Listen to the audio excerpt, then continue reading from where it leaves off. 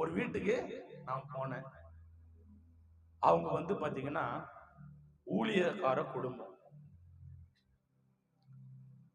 அப்ப தேவக்கிருபனால மத்தியான நேரத்துல சாப்பிடுறீங்களா ஐயான்னாங்க. இல்லம்மா நான் சாப்பிட்டேன், பரவாயில்ல வாங்க. ஊழியக்கார அதுக்குள்ள கட கட கட கட போயிட்டு ஒரு வாழை இலையை அறுத்துன்னு வந்துட்டார். என்ன ஐயா நீ சொல்றது சரியா ஐயா?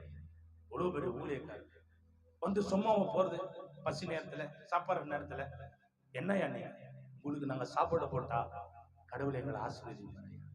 என்னையா அப்படியெல்லாம் சொல்லாதீங்க ஐயா, உட்காருங்க ஐயா. அன்பா என்ன பண்ணாரு, உட்கார வச்சுட்டாரு. வாழையில போட்டாங்க, தண்ணி தெளிச்சாங்க, அழகா கர்த்தருடைய கிருபை. அந்த ஒரு மாதிரி என்ன சாப்பாடுன்னா இந்த நெய் ரோஸ்ட் மாதிரி வெள்ளைக்கர சாப்பாடு, கொஞ்சம் சாப்பாடு, கொஞ்சம்